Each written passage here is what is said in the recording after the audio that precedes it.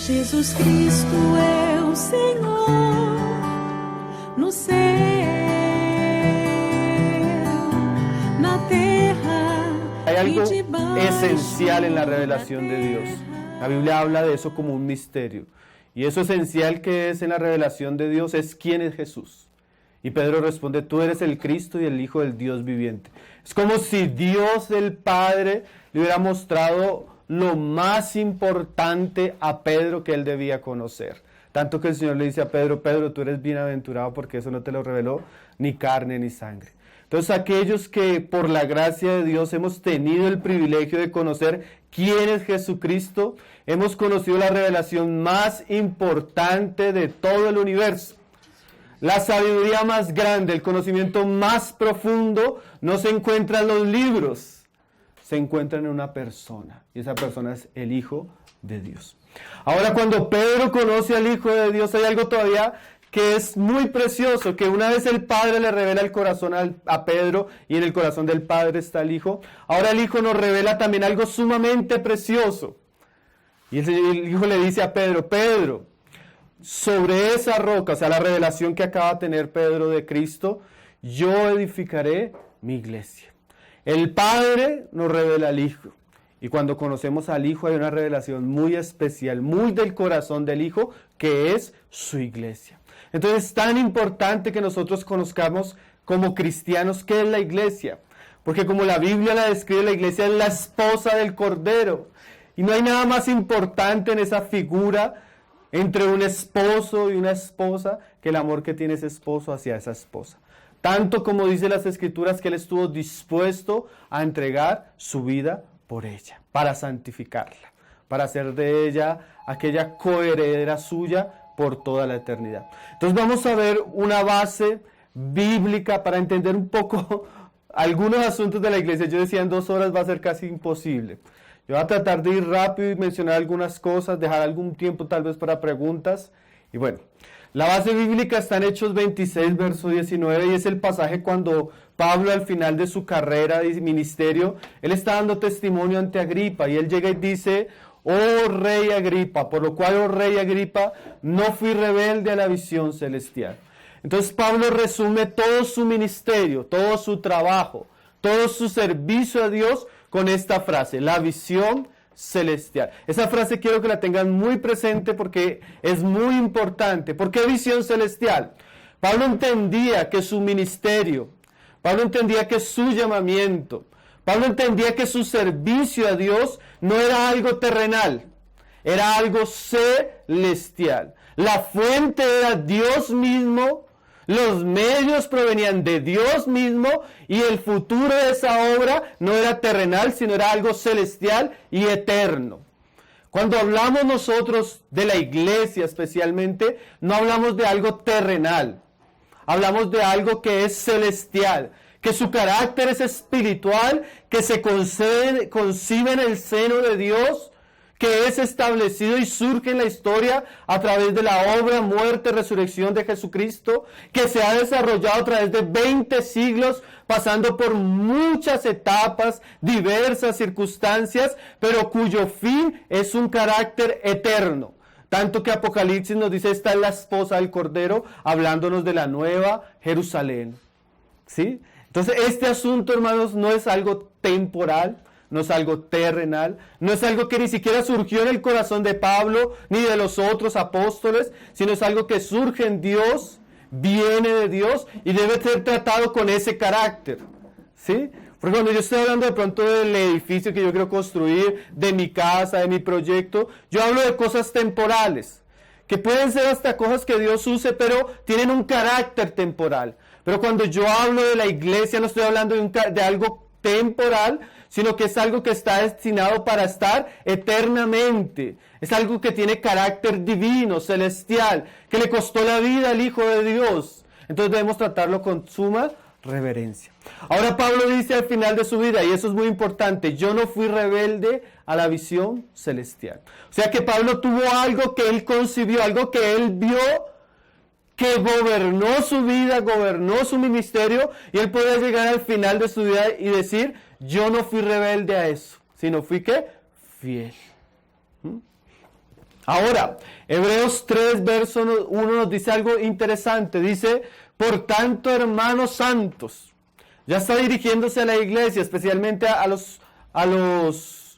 quienes escribe la carta, que eran judíos, hebreos. Y dice, por tanto, hermanos santos, participantes del llamamiento celestial. O sea que ese llamamiento que tuvo Pablo, ese ministerio que tuvo Pablo, esa visión celestial que tuvo Pablo, no era solo de Pablo, sino que también fue de los otros apóstoles. Y no solo era de ellos, sino que ahora la Escritura dice que si nosotros somos hermanos, o sea, hijos de Dios por la fe y hermanos unos a los otros en Cristo Jesús, ahora nosotros también somos, ¿qué?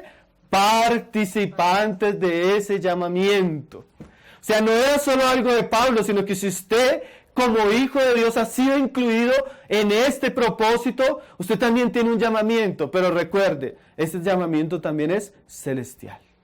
¿Sí? O sea que lo que Pablo hizo, ser fiel a la visión celestial, se convierte en ¿qué? En un ejemplo para nosotros. Para que nosotros podamos también ser fieles, y recuerde esa palabra, obedientes a la visión celestial. Ahora, nosotros vamos a usar la figura del Antiguo Testamento como una introducción, pero no lo queremos interpretar de una manera aislada, sino que el mismo libro de los Hebreos, en el capítulo 8, nos dice algo muy interesante. Mire lo que él dice, hablando del antiguo tabernáculo que erigió Moisés en el desierto, dice, así que, si estuviese sobre la tierra, hablando de Cristo, ni siquiera sería sacerdote, habiendo aún sacerdotes que presentan las ofrendas según la ley.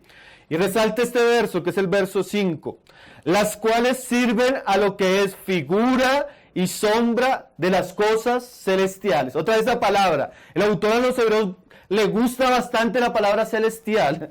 Y es muy importante porque en el contexto de ellos, estos cristianos estaban volviendo a la ley, estaban volviendo al templo, a los sacrificios, y estaban abandonando la realidad gloriosa del nuevo pacto por volver a lo terrenal.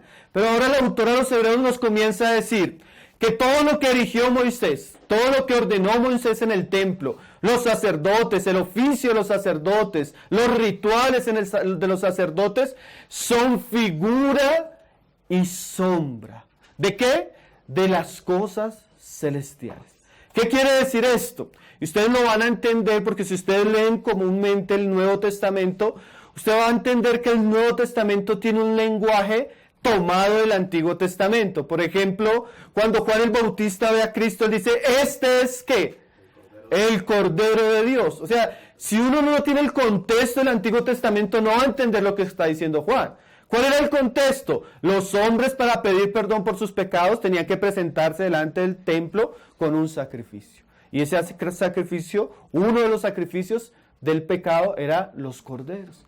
Entonces cuando Juan ve a Cristo dice, este es el verdadero sacrificio. Entonces el mandamiento del ritual de ofrecer animales en el Antiguo Testamento era una figura y una sombra del perfecto sacrificio que Cristo iba a ofrecer, ya no en el altar de los sacrificios, sino en el Gólgota, en la cruz por nuestros pecados.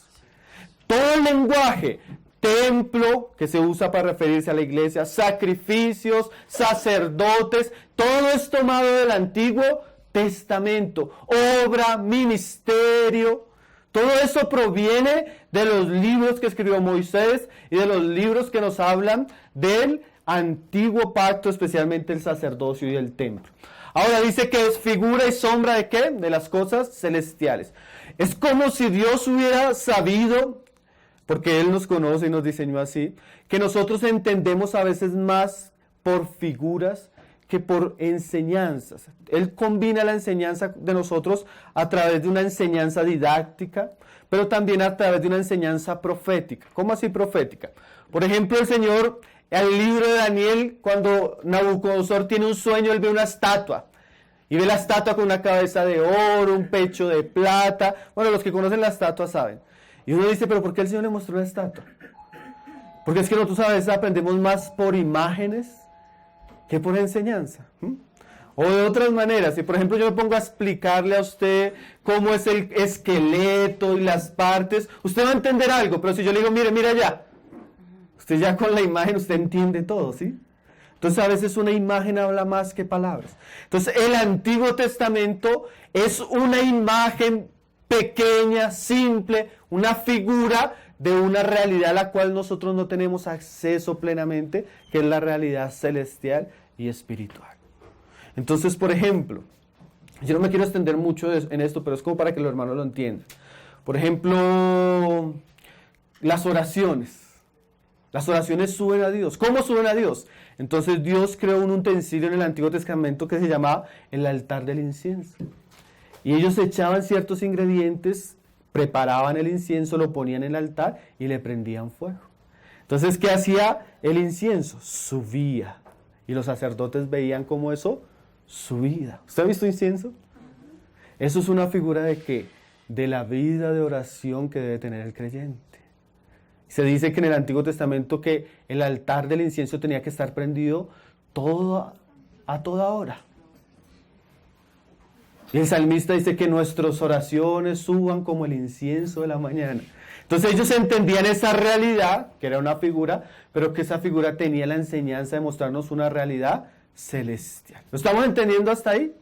Ahora mire otro pasaje, ahí en el mismo libro de Hebreos, en el capítulo 3, verso 5, hablando de Moisés y el ministerio de él, dice: y Moisés a la verdad fue fiel en toda la casa de Dios como siervo, para testimonio de lo que se iba a decir. O sea que una de las características en Moisés, igual que en Pablo, era que ellos fueron fieles. Y esa fidelidad se servía para testimonio ¿a quiénes? A nosotros que hemos alcanzado los últimos tiempos. El autor Pablo, en su primera epístola a los Corintios, capítulo 10, en el verso 11, él nos dice que y estas cosas les acontecieron como ejemplo y están escritas ¿para qué?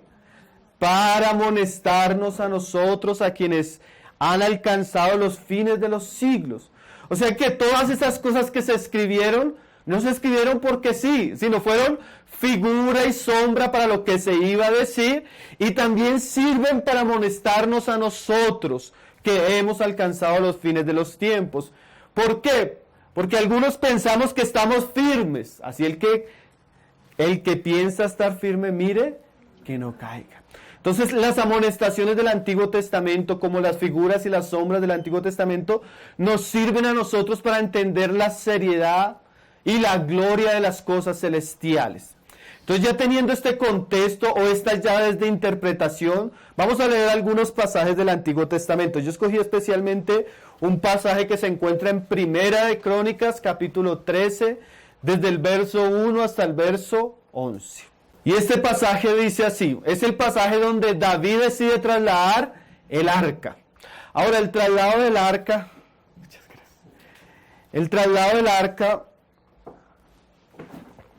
es parte de todos esos asuntos que la Biblia describe como asuntos que deben ser tomados con toda seriedad y solemnidad. ¿Cómo así? El arca no podía ser trasladada de cualquier manera. Si ustedes van a los libros de Moisés en el Pentateuco, hay un libro que se llama el libro de Levítico. El libro de Levítico fue escrito para los levitas cómo ellos debían hacer todas las cosas. Y como ellos estaban en un tabernáculo y ellos iban rumbo a la tierra prometida, ese tabernáculo se armaba y se desarmaba. Y el armar y el desarmar tenía una serie de rituales para que ellos hicieran las cosas conforme Dios les había mostrado. Y Moisés fue muy celoso en eso. Entonces el arca tenía que ser desarmada de cierta manera, cubierta con ciertas telas. No lo podía hacer cualquiera, solo lo podía hacer una de las familias de los sacerdotes. Tenía varias telas que se cubría y debía ser cargada con toda solemnidad. ¿Por qué? Porque el arca del pacto, que es el centro del tabernáculo, es una figura de Cristo. ¿Por qué es una figura de Cristo? Porque ella era totalmente de oro, que nos habla de la divinidad de Cristo. Era de madera, que nos habla también de su humanidad.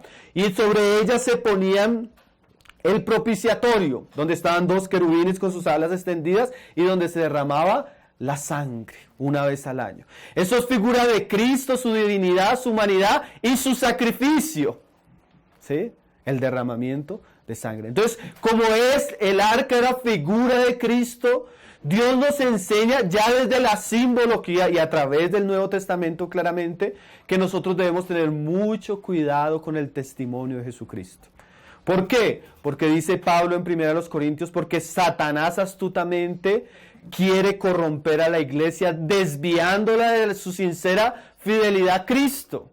¿Y cómo la desvía de la sincera fidelidad a Cristo? Pues Él es tan sutil que nos presenta otro evangelio o otro Jesucristo.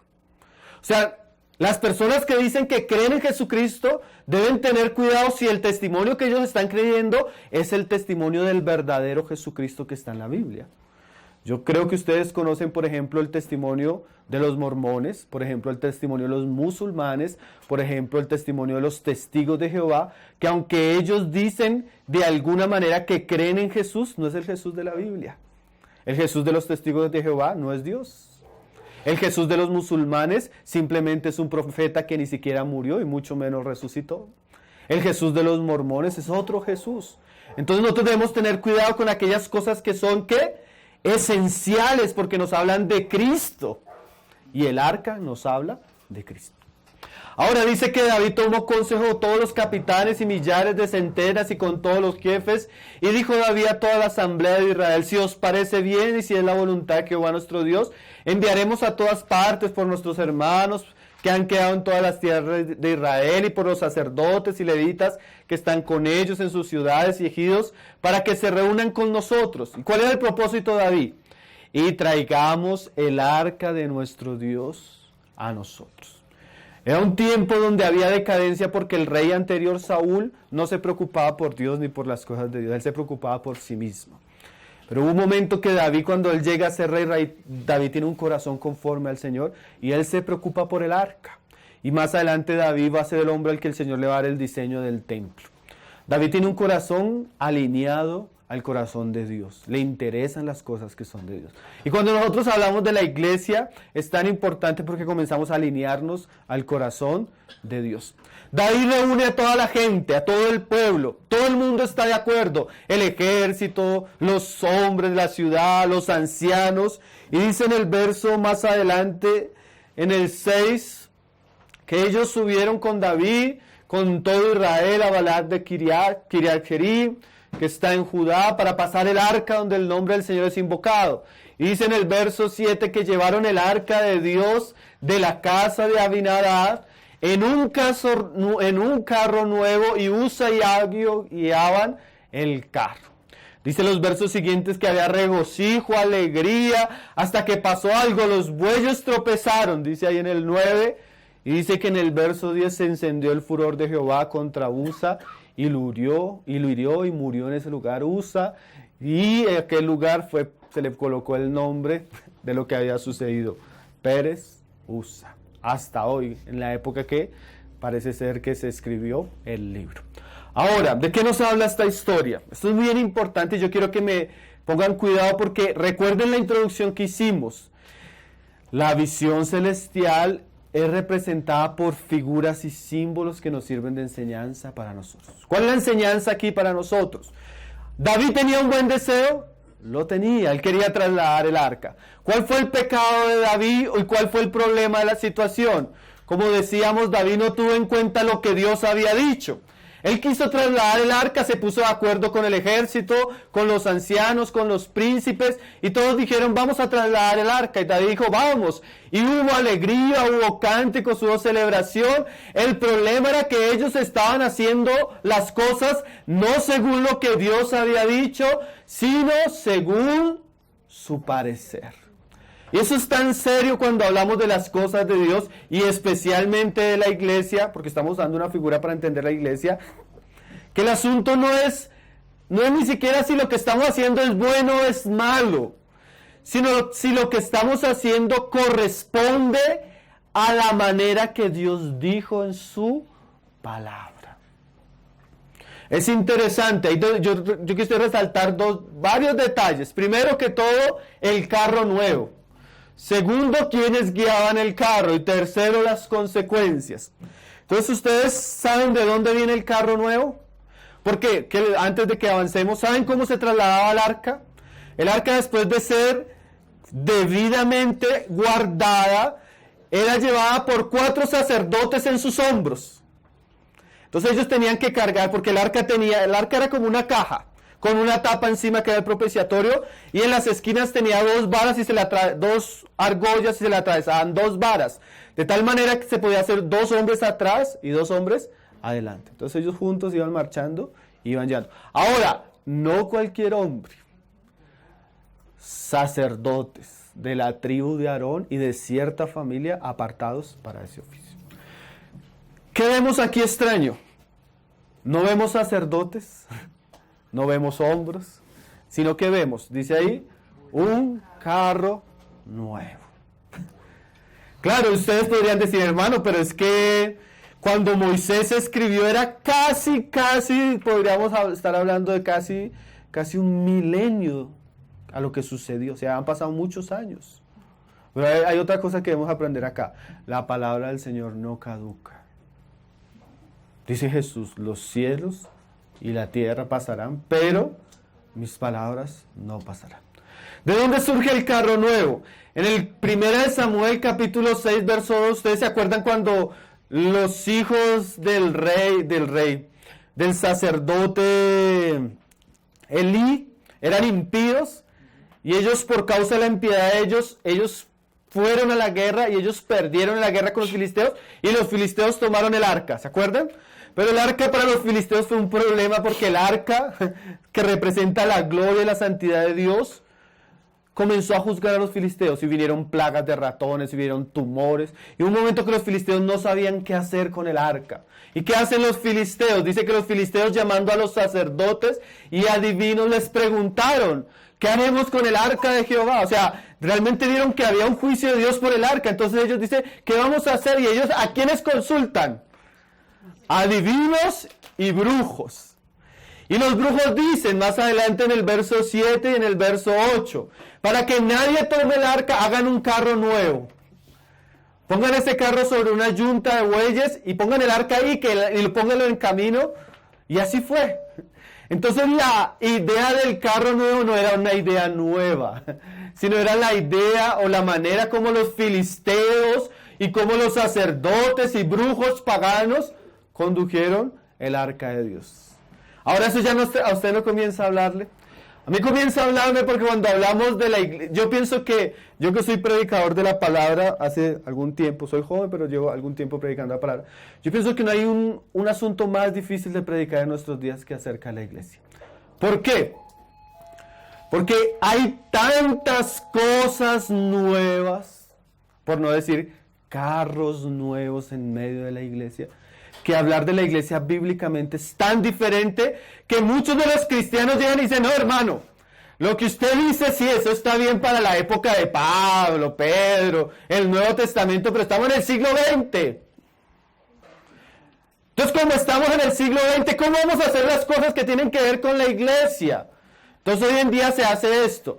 Se traen los hombres exitosos de negocios, que yo no tengo ningún problema que una persona sea exitosa en negocio, que sepa manejar marketing, que sepa manejar marcas, y eso está bien para su negocio.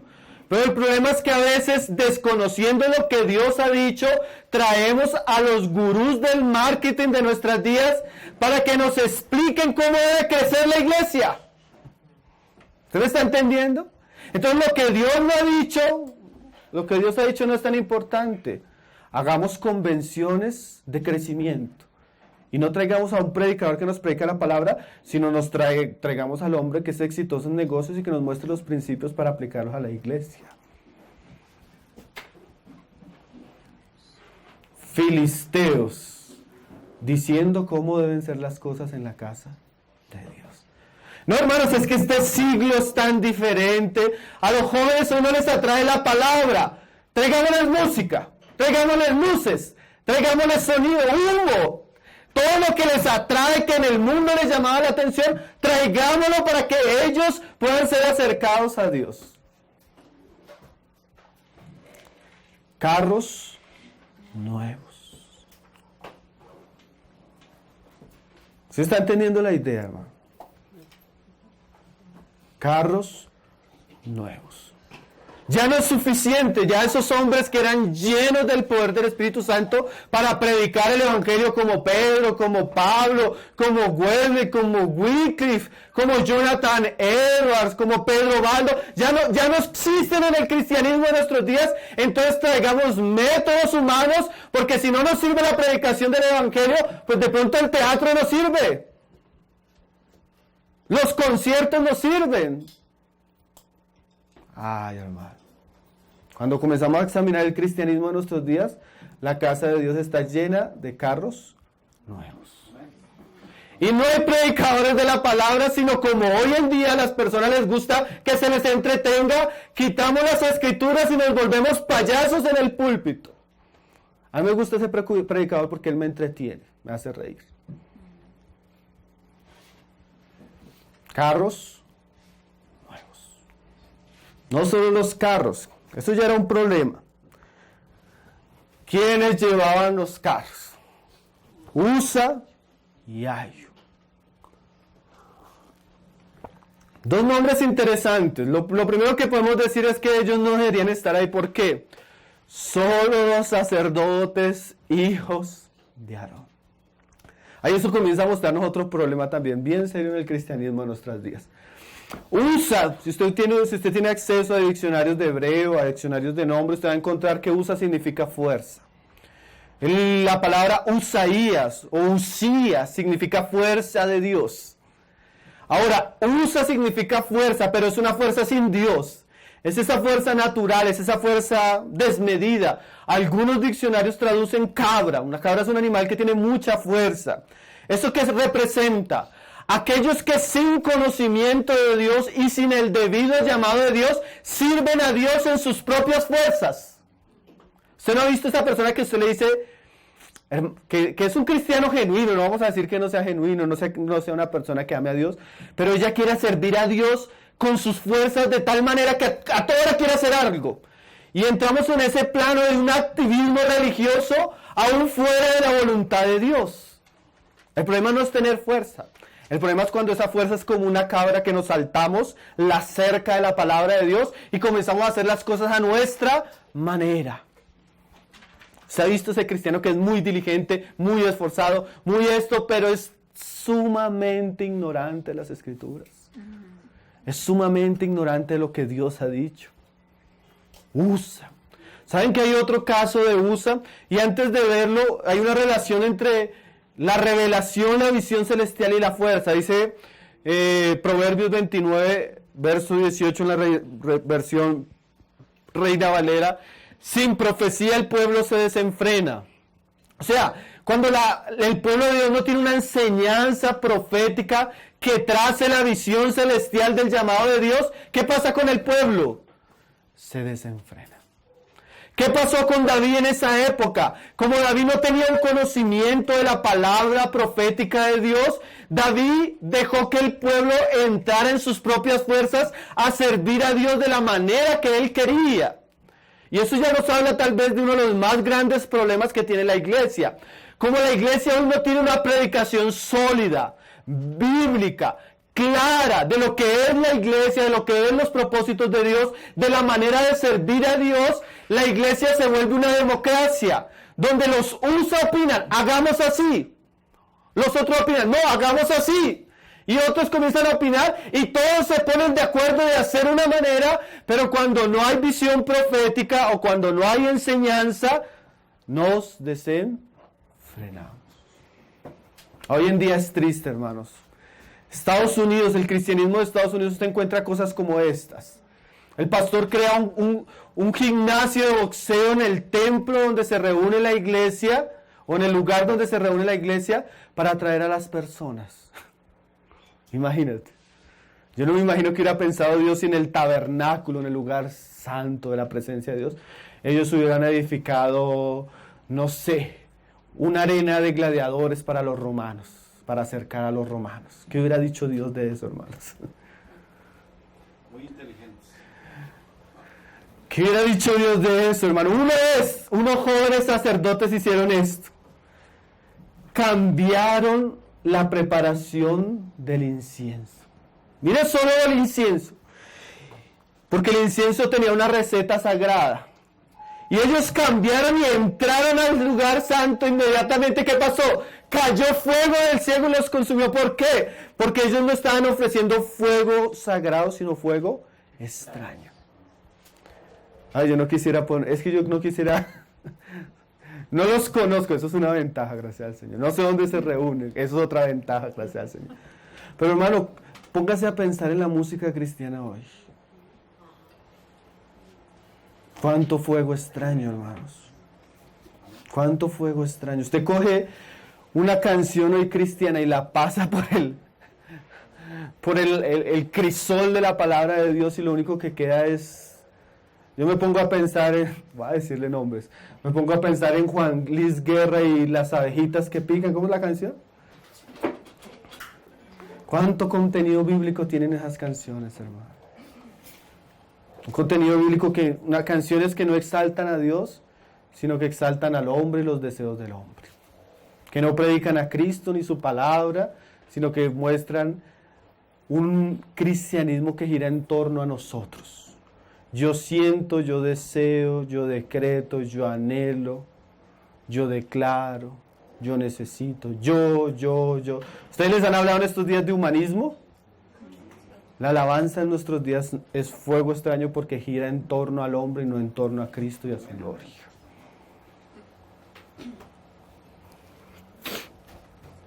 ¿Qué cosas, no? Si Dios trabajara, y es que hay un problema, y eso ahorita lo vamos a ver. Hermano, pero es que en esa época el celo santo de Dios vino y mató a esos dos jóvenes que hicieron eso. Hermano, hoy también. Solo que la muerte hoy en día es espiritual. ¿Cómo así, hermano? Cuando yo traigo a la alabanza, a las oraciones, algo extraño, algo que no es de Dios, algo con ingredientes extraños, hay una muerte espiritual. De pronto el muchacho no cae físicamente herido, pero entonces tenemos un serio problema en los ministros de alabanza de fornicación. Tenemos un serio problema en los ministros de alabanza de adicción a la pornografía. Tenemos un serio problema en los ministros de alabanza de que no son personas santas ni de oración ni de la palabra, sino que son jóvenes igual de mundanos a los jóvenes del mundo. Hay una muerte espiritual, hermano. Solo que no es física. Pero basta ver la degradación y los síntomas de apostasía en el cristianismo para darnos cuenta que Dios está juzgando su casa. Y uno de los peores juicios que Él hace a su casa, antes era la espada del ángel, pero uno de los peores juicios que Dios hace para su casa son la cantidad de falsos apóstoles que hay en nuestros días. Apóstoles de la prosperidad, apóstoles de la autosuperación, apóstoles de confesar de positivo, decrete y usted tiene, apóstoles de guerra espiritual que no es una guerra bíblica, apóstoles de sanidad interior que no es una verdadera sanidad. Hombres que usan el evangelio para enriquecerse con la ingenuidad y dureza de corazón de los cristianos. Entonces el juicio viene, ¿cómo viene? Dice Pablo, cuando los cristianos no quieren oír la palabra de Dios, Dios los juzga enviándoles maestros conforme a sus propias concupiscencias. Solo que vivimos tan alejados de las Escrituras que los que llamamos apóstoles en nuestros días, la Biblia llama que son falsos obreros. Ese es el cristianismo en nuestros días, hermanos. Señor, tenga misericordia. Porque si usted ama a Cristo, usted va a amar la iglesia, hermano. Y si usted ama la iglesia, usted ama la palabra. Y usted tal vez va a tener que levantarse contra esas cosas falsas de nuestra generación. Un rey que se llamaba Usías. Yo no sé si ustedes conocen la historia. Usías fue uno de los reyes más prósperos de Israel. Tal vez después de Salomón y David, el más próspero fue Usías. Usted puede leer el capítulo 26 de Crónicas y ver todos los primeros versículos cómo este hombre prosperó. Ahora, ¿qué pasó? Dice en el verso 18, dice en el verso 16 que cuando ya era fuerte su corazón se enalteció para su ruina. Hermano, no importa que el pastor, el apóstol haya crecido. El crecimiento no es señal muchas veces de algo genuino. Nosotros leíamos en el pasaje del traslado del arca, había cánticos, había oraciones, había alegría, había multitudes. Y ellos iban fuera de la palabra de Dios. En este caso este rey crece y se hace grande. Pero por más grande que Uzías fuera, Uzías no podía transgredir lo que Dios había dicho, porque no era la casa de Uzías, sino era la casa de Dios. Y dice que en un arrebato de orgullo, ¿qué hizo? Entrando en la casa o en el templo de Jehová para quemar en el incienso, en el altar del incienso, y entró tras él el sacerdote Azarías y con él 80 sacerdotes de Jehová, varones valientes, y se pusieron contra Uzías y le dijeron: no te corresponde a ti, oh Uzías, el quemar incienso de Jehová, sino a los sacerdotes hijos de Aarón. ¿Qué quiere decir? Estos sacerdotes entendían que aunque él era el rey, él no tenía arte ni parte en la casa de Dios porque él era rey. Él tenía que gobernar. El sacerdocio Dios se lo había dado a los hijos de Leví. Y ellos le dicen, y mira, a mí me gusta mucho la postura de estos 80 sacerdotes. Imagínense ponerse delante del rey. El rey no andaba solo. Él tenía toda una guardia real, ¿no? Y se ponen delante de él y dicen: Uzías, a ti no te corresponde hacer esto. Yo quisiera resaltar el espíritu de estos sacerdotes. ¿Cuántos de nosotros nos ponemos en pie ante aquellas cosas que claramente van contra Cristo, contra el Evangelio, contra su palabra, contra su iglesia, y decimos: a usted no le corresponde? Eso es difícil, ¿no? Hoy la gente quiere hacer en la casa de Dios lo que quiere. Acuérdense que Uzías, así como Usa, viene de fuerza.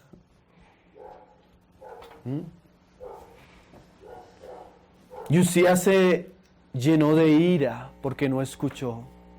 Y dice el verso siguiente: se llenó de ira y en su ira contra los sacerdotes la lepra le brotó en la frente. ¿Saben qué es la lepra? La lepra es una figura en el Antiguo Testamento del pecado visible. Cuando hay hombres, así sean de Dios, puestos por Dios como Uzías, así sea que hayan crecido en su ministerio, pero ellos no respetan el mandamiento bíblico, sino que entran al templo de Dios y hacen las cosas como ellos quieren, inmediatamente va a surgir la lepra. Por eso usted encuentra un cristianismo con tantos escándalos. ¿Por qué? Porque Dios está juzgando a hombres que se han enorgullecido y que están queriendo hacer en la casa de Dios como ellos quieren. Y hoy lo maquillan de ciertas doctrinas. Pastor, ¿por qué hace eso? Es que yo tuve un sueño, tuve una visión. El Señor me mostró. Entonces yo le pregunto a usted, ¿qué es más importante? ¿El sueño de su pastor, la visión de su pastor, o lo que dice la palabra de Dios?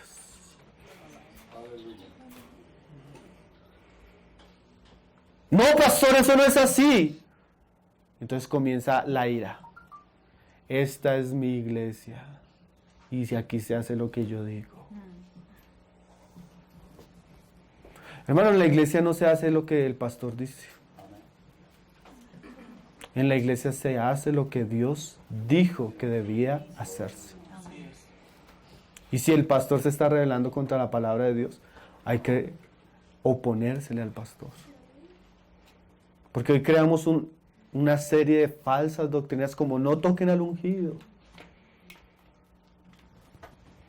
Pero deberíamos defender doctrinas como respetemos las escrituras. Pablo un día, cuando Pedro vio que se estaba equivocando, dice la escritura en Gálatas 3, que lo reprendió públicamente. Porque era ¿qué? De condenar. Hay cosas que son condenables. Hay cosas que deben ser expuestas públicamente. ¿Sí? Por ejemplo, cuando usted vea que su pastor, en vez de predicarle la palabra, o le está predicando la palabra, pero él usa la palabra simplemente para aterrizar la palabra, para pedirle plata a usted, usted debe parar y decirle: pastor, todos los domingos, plata, plata y plata. ¿Acaso eso es su Dios, pastor?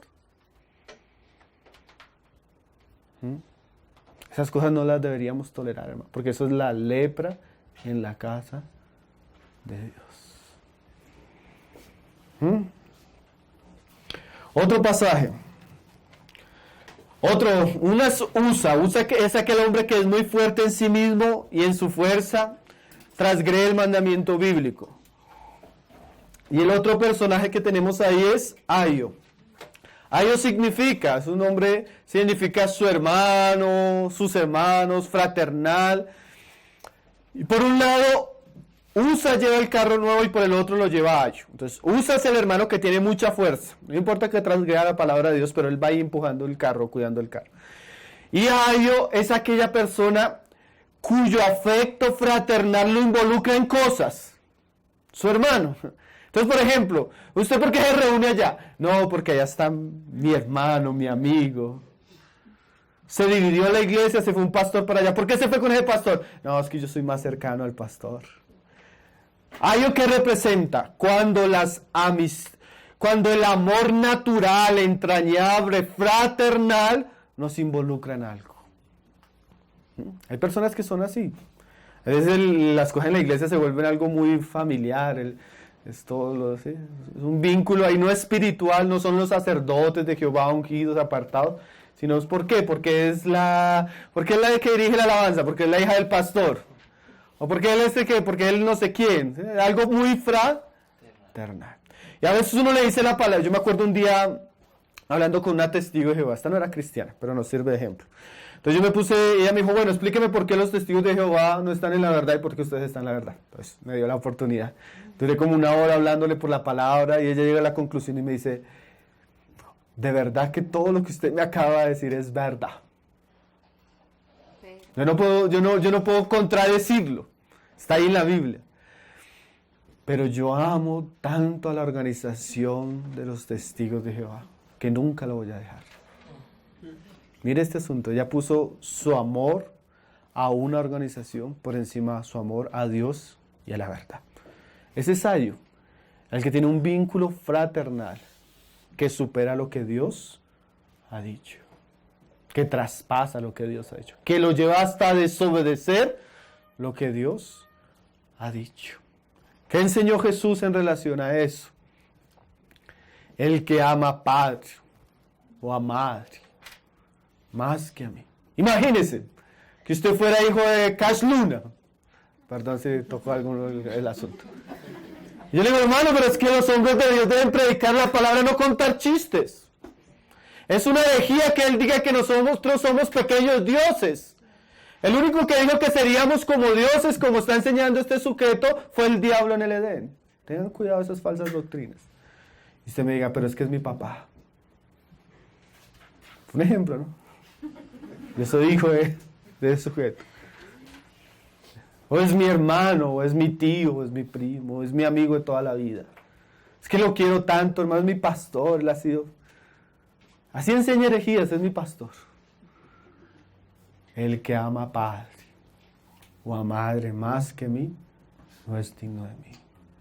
Si usted ama cualquier otra cosa por encima de Cristo, su verdad y su palabra, usted no es digno del Señor. Si quiere irse con Cash Luna, váyase con Cash Luna. Pero usted no es digno del Señor. Si usted pone relaciones personales, sentimentales, familiares, por encima de Cristo. Eso representa a Hijo. No es digno de mí el que ama a hijo o a hija más que a mí. No es digno de mí. Entonces, por un lado tenemos el carro nuevo y por otro lado tenemos quien lo están conduciendo. Tenga cuidado usted de conducir carros nuevos. Por eso es tan importante que los cristianos conozcan qué es la iglesia según el modelo bíblico, para que no traigan más carros nuevos, porque ya hay suficientes en la casa de Dios. Dice en el pasaje de Crónicas que leíamos, que David aprendió, porque dice en el pasaje de Crónicas 13:10, que el furor de Jehová se encendió contra Usa y lo hirió. Hermano, no es suficiente querer servir a Dios, hay que querer servirle según como dice su palabra. Porque tal vez usted sin darse cuenta, queriendo conducir el buey y los carros nuevos, se llegue y toque las cosas que son santas. Y si usted toca lo que es santo, seguramente Dios lo va a juzgar. Dice Pedro, eso no es solo para el Antiguo Testamento. Dice Pedro así en su epístola. Es necesario que el juicio comience ¿dónde? Por su casa. Hay cosas que Dios va a juzgar en su casa, hermano. No cree que Dios está contento con las cosas que están sucediendo en la iglesia de Dios. El juicio que dice Apocalipsis, la ira de Dios, viene sobre el mundo, pero antes viene la disciplina para la iglesia. Dice que Él ¿le qué? Lo hirió. Tanto que ese monumento, ese lugar se llamó así, Pérez Usa, donde Dios hirió a Usa. Imagínense ese recuerdo tan terrible. Todo el mundo pasaba por acá, por ahí llegaba y se recordaba. Aquí fue donde el Señor hirió a Usa. ¿Por qué? Ya hemos ido entendiendo. ¿Cuál es la gran lección del pasaje? Dice ahí en Primera de Crónicas capítulo 15, unos capítulos adelante. Dice, hizo David también casas para sí en la ciudad de David, arregló un lugar para el arca de Dios y se levantó una tienda. Entonces dijo David, el arca de Dios no debe ser llevada sino por los levitas. Aprendió. ¿Cuántos de nosotros a veces aprendemos a lo malo, como dice por ahí, a lo guache, a la disciplina, echando a perder? Tal vez usted está aprendiendo hoy. Tal vez usted está diciendo, ¿será que yo soy USA, Señor? ¿Y será que eso es un carro nuevo, Señor? No espere aprender así tampoco, ¿no? Esto se dejó para nuestra exhortación. Entonces dice, porque a ellos ha elegido Jehová para que lleven el arca de Jehová y les sirvan, ¿qué? Perpetuamente. Esas palabras son interesantes. Si bien el Antiguo Testamento tiene un fin cuando es establecido el Nuevo, en la era del Antiguo Testamento las cosas se debían hacer así. Ahora, yo les pregunto, y por eso quería llegar a la introducción así, si en el Antiguo Testamento, que es una figura y una sombra, Dios era tan celoso, Dios era tan serio, ¿ustedes qué piensan del Nuevo Testamento? La gracia es más comprometedora Que la ley. Dice ahí, les sirvan perpetuamente. Y ahora hay algo que es bien interesante. El Señor también le dijo a un rey Saúl, un rey impío que él desechó. ¿Qué le dijo? Ciertamente que el obedecer es mejor que la sacrificio. Hermanos, pero es que yo me esfuerzo, es que mejor es que la obediencia, que los sacrificios.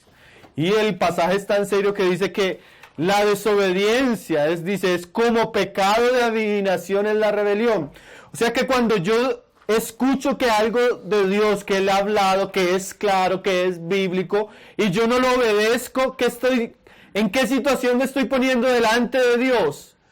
Rebelión. Entonces, por ejemplo, yo quiero entrar a tocar un poco porque no lo voy a poder hacer en la práctica, porque no vamos a tener el tiempo. Pero por ejemplo, si una mujer le dice a uno, ¿por qué, hermano Pablo, la mujer no puede ser pastora? Y uno dice, hermana, porque es que eso está en la Biblia. Hermano, eso era el primer siglo, estamos en el siglo XX. Bueno, hermana, está ahí. Si usted no quiere obedecer, ¿qué está haciendo? Rebelándose no contra el hermano Pablo, sino contra el que inspiró la Biblia. Y cuando usted le pone un espíritu de rebelión, es como si estuviera haciendo, ¿qué? Adivinación. ¿Cómo así? Como lo que hicieron ellos, consultar brujos. Cuando yo desobedezco la palabra, y póngame cuidado a esto que es muy cierto, lo quiera digerir, no lo quiera digerir, no es difícil de entender, es difícil de digerir. La palabra de Dios es fácil de entender, pero es difícil de digerir. Cuando usted desobedece a la palabra de Dios y se rebela contra lo que el Espíritu Santo dejó escrito, se está abriendo a una serie de espíritus engañosos. Como cuando una persona consulta la brujería. La rebelión es igual a la adivinación. Entonces, cuando una mujer cristiana rechaza lo que Dios ha dicho, ella se abre al espíritu de nuestra generación. ¿Cuál es el espíritu de nuestra generación? El feminismo que conduce a las mujeres al lesbianismo y a la rebelión contra todo lo natural. Maternidad, matrimonio y sumisión. Usted era así como mujer, o respeta el espíritu de la palabra, o se entrega al espíritu de esta generación.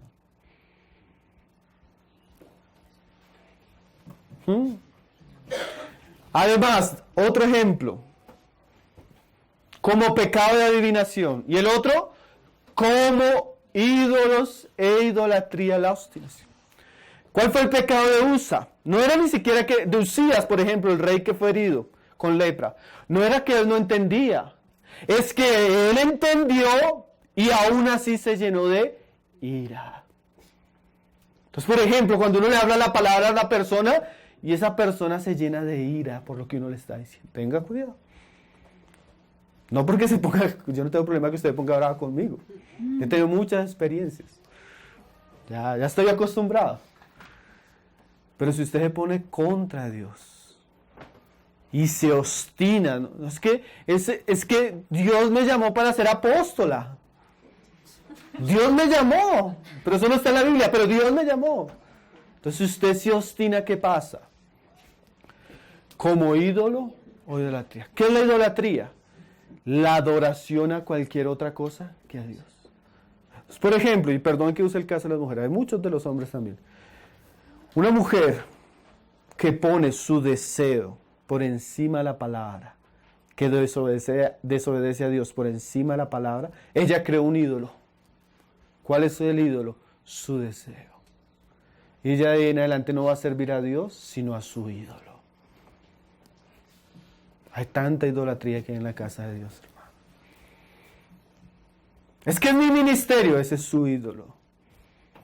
Si usted no está sirviendo a Dios, honrando su palabra, usted está siguiendo su corazón, está cayendo en idolatría. Por cuanto desechaste la palabra de Jehová. La palabra de Dios no puede ser desechada, hermano. Jesús dejó una gran enseñanza al final del sermón del monte. Él dijo, hay hombres prudentes y hombres imprudentes. Los hombres prudentes edifican la casa sobre la roca, los imprudentes lo edifican sobre la arena. ¿Cuál es la explicación? Usted puede oír la palabra de Dios y desecharla, y edificar sobre las arenas del pensamiento humano. Pero también usted puede ser prudente, edificar la casa, ¿sobre qué? Sobre la palabra de Dios. ¿Cuál fue las palabras de Pablo al final de su ministerio? No fui rebelde a la visión celestial. A veces cuando leemos una palabra creemos que la visión de Pablo fue que él iba en el camino, sabía orar y él tenía sueños o visiones. No, cuando Pablo habla de la visión celestial, él dice claramente que él no fue rebelde a lo que Dios le había dicho y le mostró por su palabra. Y ese es un llamamiento a todos los que de alguna manera somos llamados a ser cristianos. Acuérdense que usted y yo somos ¿qué? Participantes de este llamamiento celestial.